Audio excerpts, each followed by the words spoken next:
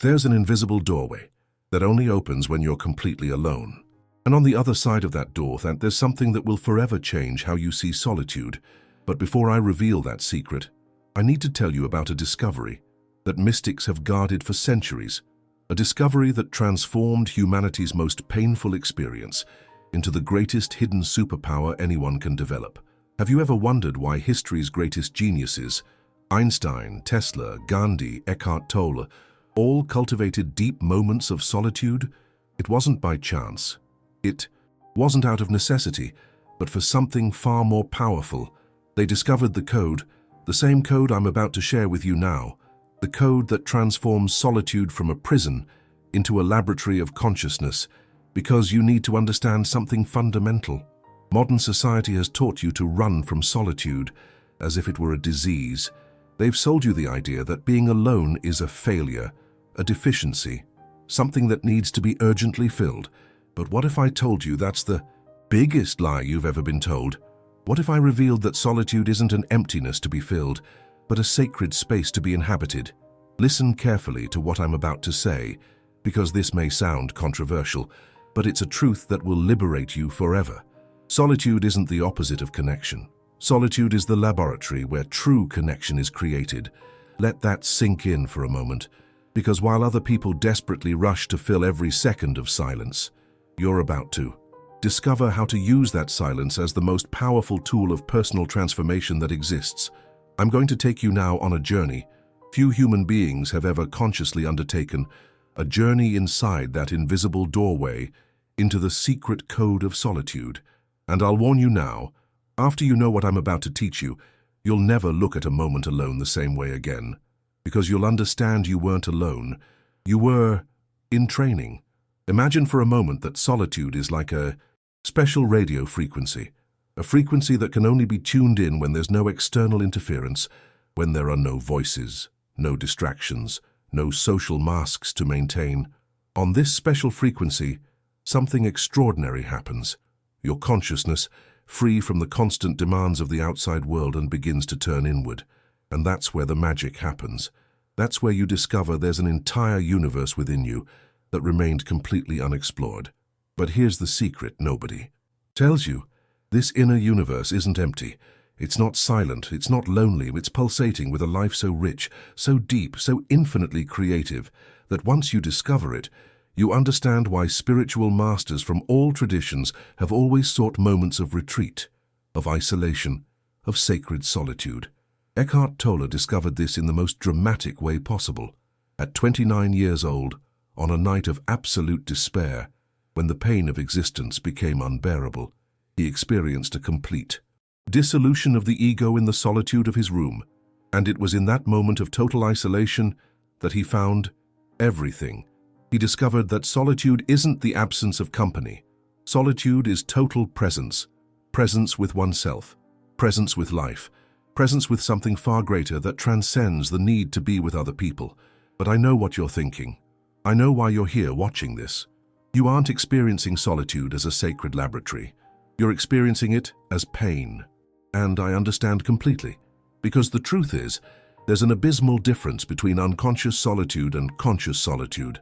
Unconscious solitude is when you're alone, but your mind is filled with noise, worries about the future, regrets from the past, inner criticism, comparisons with other people, fear of judgment, constant need for external validation. This solitude is truly painful because you're not alone with yourself. You're alone with your mental demons, but conscious solitude, yes, that's completely different. Conscious solitude is when you're alone and present, present with what's happening now, present with your breath, present with the sensations of your body, present with the thoughts that arise and pass like clouds in the sky of consciousness. And it's in this presence that the invisible doorway opens. You want to know the first sign that you've begun to discover the code? It's when you realize there's a difference between being alone and feeling alone. Being alone is an external condition. Feeling alone is an internal state. And these two can exist completely independently of each other. You can be in a crowd and feel profoundly alone, or you can be completely alone and feel profoundly connected. Connected to what? That's the most revolutionary discovery of all. When you learn to inhabit solitude consciously, you discover that there's a presence within you that's never alone, a presence that is infinitely creative, infinitely loving, infinitely wise. Mystics call this the soul, the spirit, the true self. Eckhart Tolle calls it presence. Modern science is beginning to understand this as the state of pure consciousness. But no matter what you call it, what matters is that when you discover it, everything changes, because you realize that solitude isn't an emptiness to be filled. Solitude is a space to be inhabited, a space where you can finally hear the voice of your own inner wisdom without the constant interference of the outside world. And here's something that will surprise you. The more you learn to inhabit this space consciously, the more magnetic you become to authentic relationships, because when you're no longer trying to fill an inner void through other people, you become free to connect with them from a place of inner abundance, not neediness. You stop looking for someone to complete you and begin looking for someone to share your wholeness with. But let's go deeper, because there's an aspect of the code of solitude that's even more revolutionary. When you learn to be alone consciously, you develop what I call the muscle of presence. This muscle can only be developed in solitude, because it's only in the absence of external distractions that you can truly feel the texture of your own consciousness. And here's the hidden superpower. The more developed this muscle of presence, the more powerful your capacity to transform any life experience becomes. Because presence is the universal transforming element. Presence transforms pain into wisdom. Presence transforms fear into courage. Presence transforms anger into compassion. And solitude is the gym where you develop this presence. Think of it this way. Every time you consciously choose to inhabit a moment of solitude, you're doing spiritual training. You're strengthening your capacity to be present. You're expanding your ability to find wholeness within yourself. And this is literally a superpower in the modern world, because while other people are enslaved by the constant need for external stimulation, external validation, external entertainment, you become free. Free to find joy in silence, free to find inspiration in quietude, free to find love in your own presence. But let me tell you something even more extraordinary. Something I discovered studying the lives of great mystics and creators throughout history. All of them, without exception, cultivated regular periods of sacred solitude, not because they were antisocial, not because they couldn't relate to other people, but because they understood that solitude is where true creativity is born. It's in solitude that you connect with the source of inspiration. It's in solitude that you access ideas, insights, and solutions that are simply unavailable when your mind is busy processing constant external stimuli. Tesla received his greatest inventions in moments of profound solitude. Einstein developed his most revolutionary theories, walking alone for hours. Gandhi found his moral strength in periods of silence and retreat. And Eckhart Tolle, his first awakening experience happened in the absolute solitude of a night of suffering, and it was in that solitude that he discovered what he would later call the power of now. Because here is the ultimate truth about the code of solitude. When you learn to be completely present in solitude, you discover that the now is the only place where life truly happens, and in the now, you are never alone. In the now, you are connected with everything that exists. This is what I want you to understand deeply.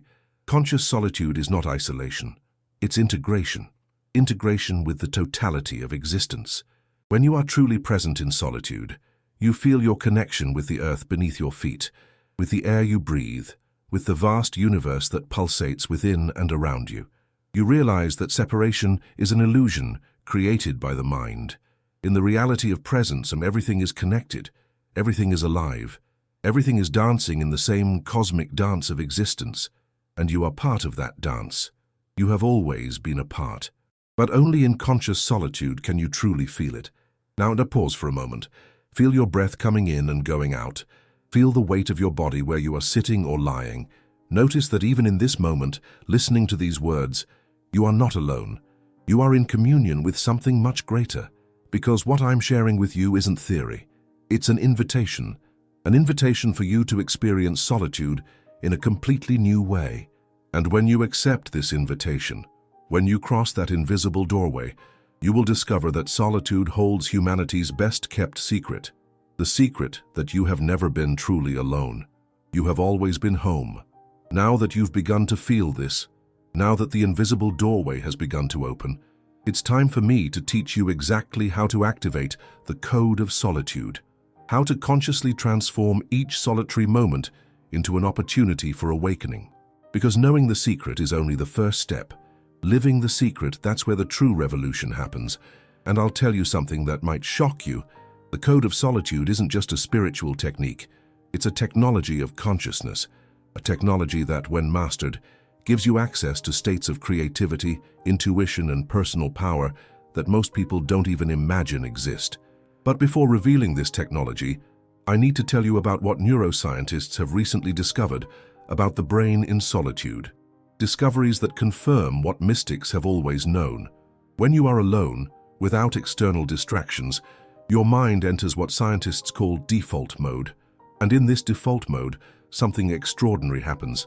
Areas of the brain that don't normally communicate begin to create entirely new connections. It's as if solitude activates a different kind of intelligence, a more integrated, more creative, more intuitive intelligence. But this only happens if you know how to inhabit solitude consciously.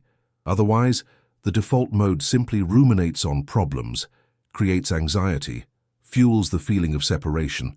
The difference lies in the code. And now I'm going to teach you this code step by step. The first element of the code is what I call anchoring in the present. Because to activate the superpowers of solitude, you need to get out of psychological time and into real time. Psychological time is where suffering lives. It's where your mind projects future scenarios of rejection or rehashes past memories of pain. It's where the feeling of being alone against the world is born. Real time is the eternal now. It's where life really happens. It's where you discover that in this moment, in this exact moment, everything is okay. And solitude is the perfect laboratory to practice this anchoring. When you're alone and you feel that familiar pang of sadness or anxiety rising, that's the moment to activate the code. That's the moment to consciously choose to leave psychological time and enter real time. How? Through what Eckhart Tolle calls radical presence. You stop, you breathe, you feel the weight of your body. You observe thoughts passing like clouds in the sky of consciousness, but you don't identify with them. You remain as the observer, as the presence that witnesses everything without being touched by anything. And in this state of radical presence, something magical happens. Solitude transforms from a state of lack into a state of fullness, because you realize that presence needs nothing. Presence lacks nothing. Presence is complete in itself. But this is only the first level of the code. The second level is even more powerful. The second element is what I call sacred dialogue. It's when you learn to have a real conversation with the wisdom that lives within you. Most people, when alone, talk to themselves destructively. Internal criticism, obsessive worries, mental dialogues that only increase suffering. What if I told you that you can use solitude to have the deepest, most transformative conversation of your life? A conversation with your own soul? It works like this. When you're in a state of presence in solitude, you can literally ask questions of your inner wisdom and receive answers. Not through the thinking mind, but through insights, intuitions, bodily sensations, even through synchronicities that begin to appear in your life. It's as if solitude opens a direct channel of communication with a far greater intelligence that dwells within you. An intelligence that has access to information your conscious mind doesn't even dream of. History's great inventors, artists, and visionaries have always used this form of sacred dialogue. They asked profound questions in solitude and waited for the answers to arrive. And they always arrived. But here's the secret few know. For this dialogue to work, you need to ask the right questions. Not ego-driven questions like, "Why is this happening to me?" or "How can I get what I want?" But soul-driven questions like, "What is this situation trying to teach me?" Or "How can I grow through this experience?" Or "What's the next step in my evolution?" When you ask these kinds of questions in conscious solitude, the answers begin to flow in a way that will leave you in awe of the wisdom that resides within you. And this brings us to the third element of the code, the most powerful of all. The third element is what I call emotional alchemy. It's the ability to transform any difficult emotion into fuel for spiritual growth.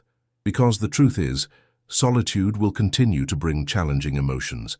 Sadness, fear, anger, feelings of inadequacy. These emotions are inevitable on the human journey. But when you master emotional alchemy, these emotions cease to be problems and become portals to deeper levels of understanding, compassion, and personal power. I'll teach you exactly how to do this. When a difficult emotion arises in solitude, instead of trying to escape it or suppress it, you receive it completely. You feel it in your body.